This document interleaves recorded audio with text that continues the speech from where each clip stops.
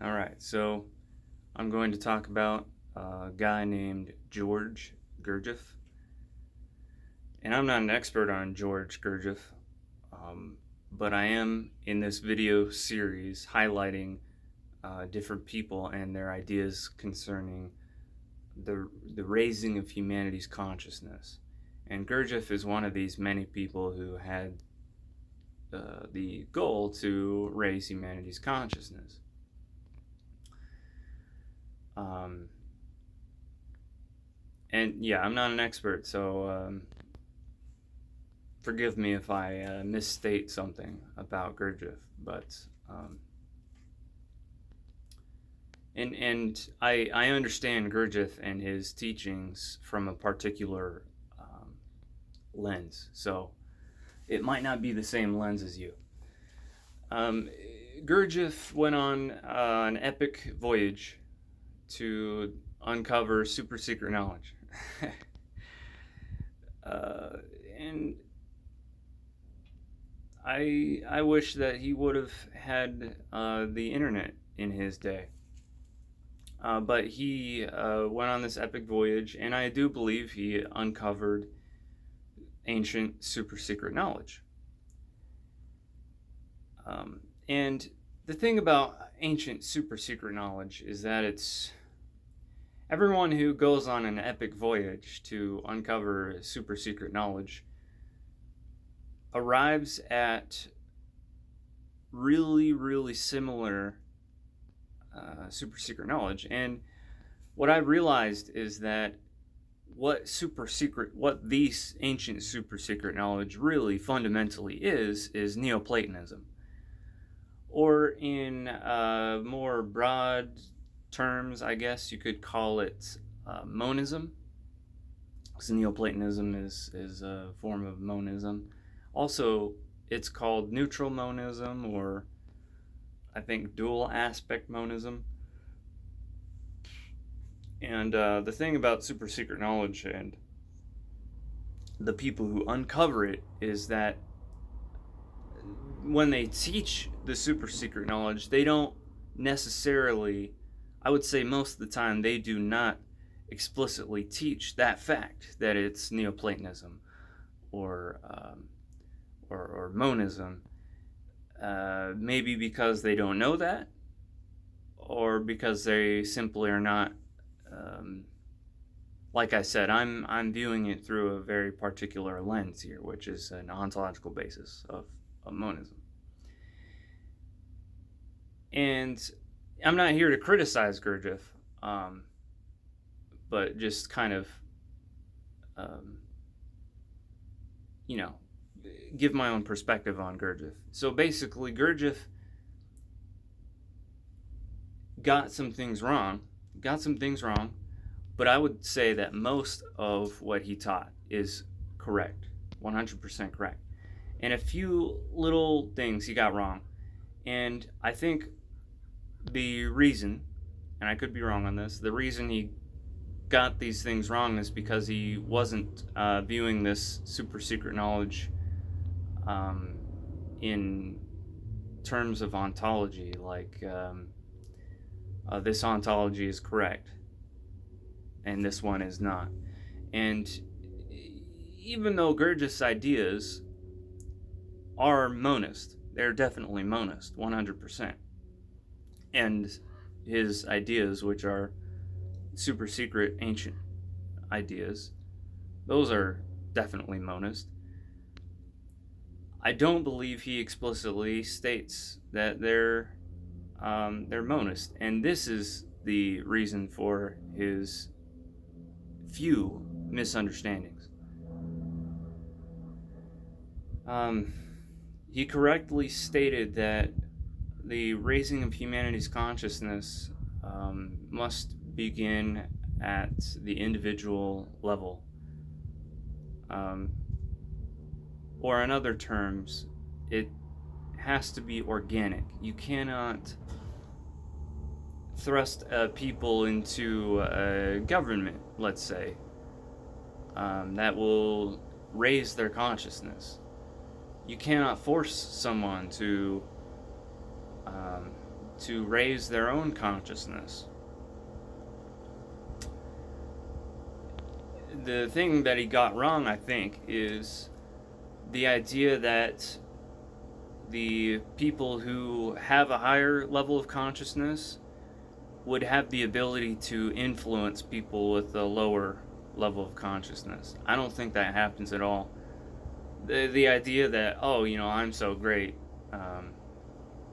and therefore that lowly being over there is going to recognize my greatness and choose to improve himself. No, that doesn't happen. That really doesn't happen, and that's I think that's kind of along the lines of what I would call the libertarian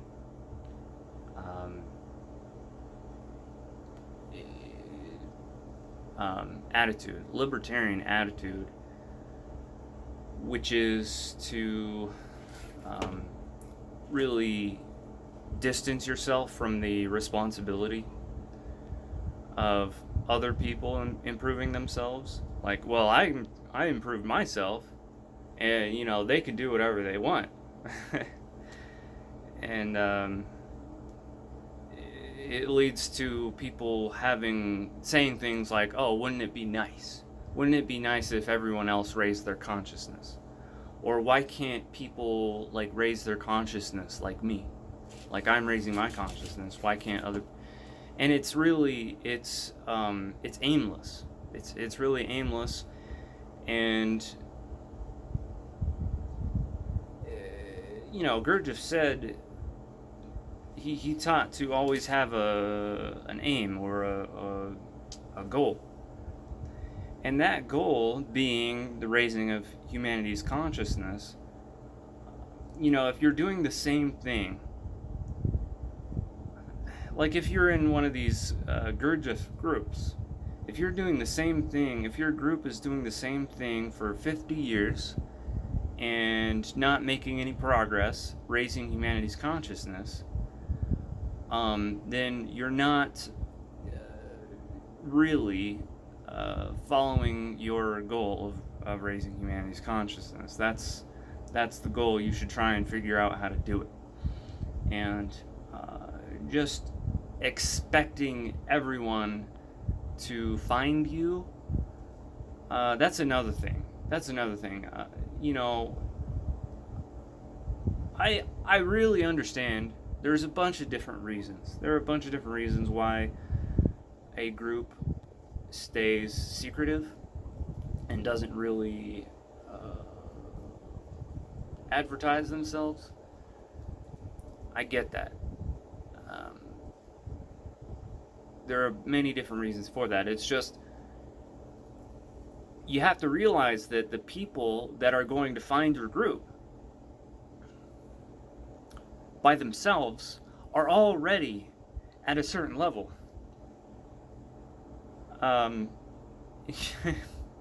You know what I mean? They're already, and yes, definitely the work, as it's called, I definitely believe that the work does at least temporarily raise one's consciousness.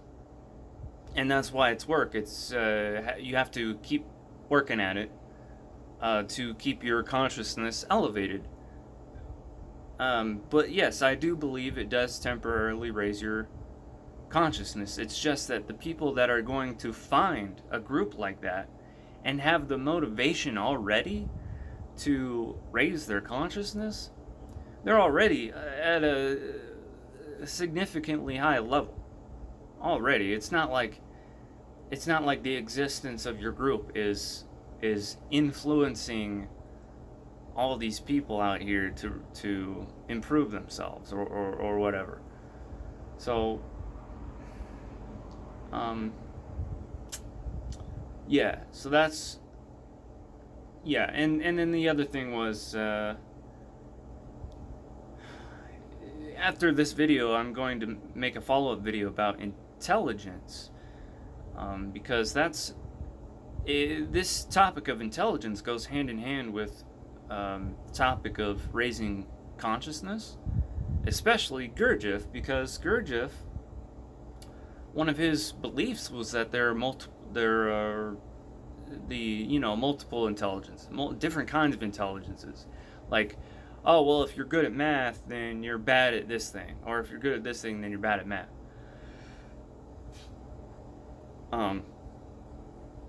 Or someone over here is maybe they're really dumb, but they're really nice. Multiple intelligences. And that's false. That's really incorrect. That's an absolute lie.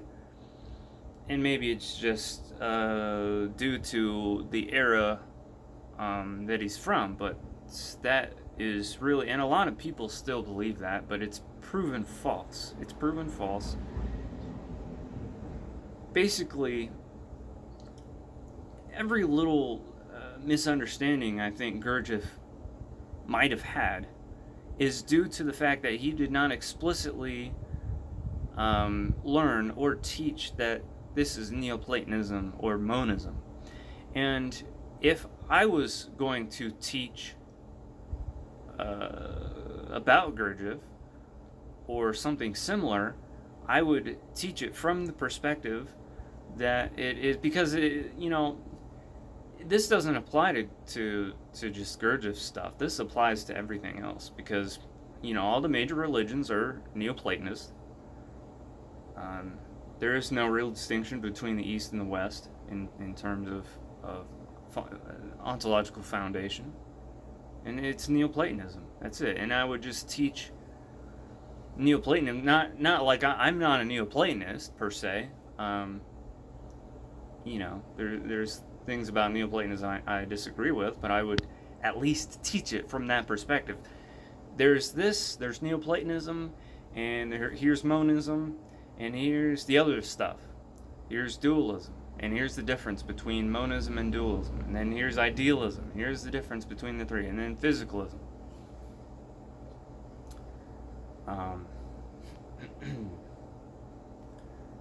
And anyone who is a follower of Gurdjieff's teachings, any misunderstandings that they would have is for the same exact reason.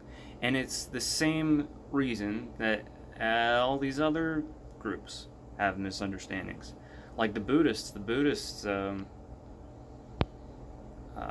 like there's so much I could get into, like Christianity and whatnot, but yeah, so basically, there's not a such thing as multiple intelligences. There is a general thing you could call intelligence, or the G factor, and it is measured as a quantity. And people with a higher quantity of this are better at everything. And so what I'm going to get into in this next follow-up video, is that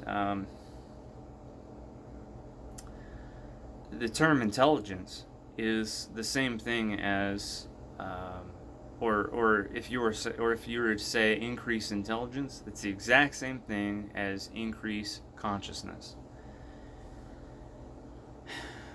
Because if you're a part of a group and their goal is to increase consciousness, what are you talking about? What are you talking about? What's your definition? What's your operational definition of consciousness? What's your ontological? What's consciousness made out of? When you use the term consciousness, are you talking about like ghosts flying around and there's a ghost that's inhabiting your body? What's consciousness made out of? What are you talking about when you say consciousness? And when if your goal is to raise consciousness, what's the mechanism? How are you going to raise it? In what way is it low, and therefore in what way will you make it higher? How will you make it higher? So groups like that do not go into details like that. And it's really just, I don't want to be rude, but it's really just LARPing. And no matter what group you're a part of, most people in the group literally just do not know what the actual teachings are. And it doesn't matter what group you're talking about. This applies to every single group. The majority of people in a group literally just don't know even what the basic fundamental teachings are of the group that they're in. And the only reason they're in it is because, like,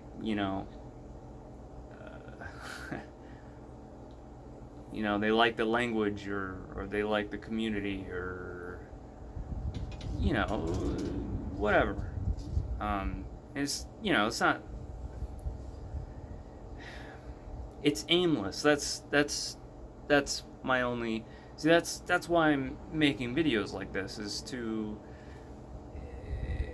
not just direct myself, but really make clear a goal for other people to follow. But yeah, Gurdjieff, really smart guy.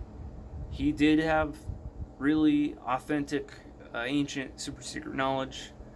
And yes, it really does. I insist that it really does raise your consciousness, or you could say that it raises your IQ or your intelligence temporarily. I do believe that. Really quickly, I should mention my background. What got me into this is that I had this near-death experience. And in a big part of the near-death experience, why it's so remarkable, is that a lot of times people have this sensation of waking up from real life. And then a lot of people go on to analyze that as like, oh, real life is just a dream because I'm God and I'm dreaming of. No, that's not it at all. The correct analysis is that during the near-death experience, your consciousness is temporarily raised because your coherence is raised, which is the same thing as saying your intelligence is increased temporarily during a near-death experience. I didn't get in a car crash or anything. I was literally just meditating, and I was doing this. I was following ancient super secret knowledge of a different kind, and one of the elements of this technique is to have an incredible focus and attention, and that meditative state, which is a meaningless term, but in this context it means that I was focusing on something intensely, and that technique plus some other techniques led me to a temporary raise in consciousness. So and yes, it was an altered state of consciousness, but yes, using attention and focus techniques in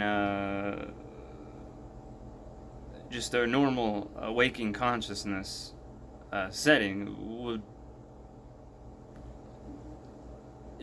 it really does. And if you study IQ or intelligence research for just like an hour, just spend an hour of your day one time just getting into the literature on IQ and whatnot, and you'll realize that what they're talking about is the same exact thing that Gurdjieff was talking about. Okay?